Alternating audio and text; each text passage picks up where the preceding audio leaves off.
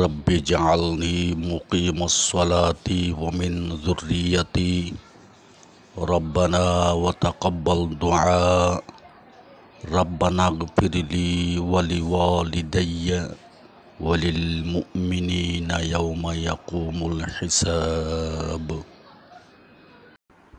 O my Lord, make me an establisher of prayer and of my offspring. O our Lord, and accept my supplication.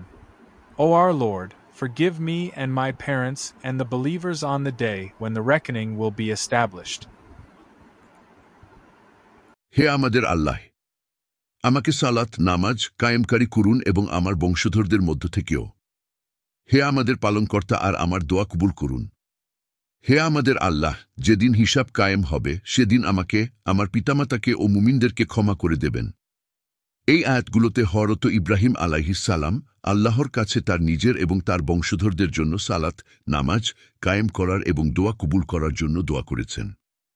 এছাড়াও তিনি কিয়ামতের দিন তার পিতামাতা ও মুমিনদের ক্ষমা করার জন্য আল্লাহর কাছে মিনতি করেছেন। এই দোয়া কখন পড়বেন? তাহাজ্জুদের সময়, চোখের জলে নামাজের শেষে দোয়া করার সময়, প্রতিদিন ফজরের পরে, বরকতের জন্য রাতের গভীরে যখন নিজের কাছে নিজে লজ্জিত হন। আপনার করণীয়, প্রতিদিন অন্তত একবার এই দোয়াটি মনোযোগ দিয়ে পড়ুন। ভিডিওটি আপনার প্রিয়জনদের সাথে শেয়ার করুন। পিস চ্যানেল সাবস্ক্রাইব করুন এবং বেল আইকন চাপুন। কমেন্টে লিখুন আমিন।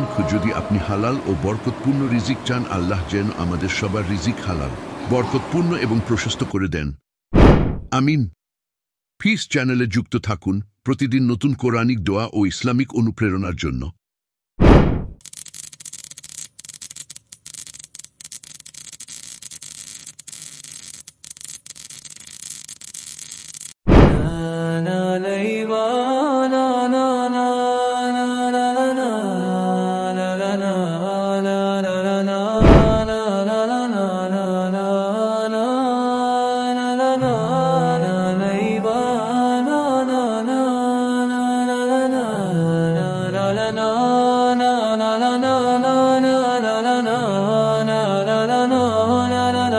na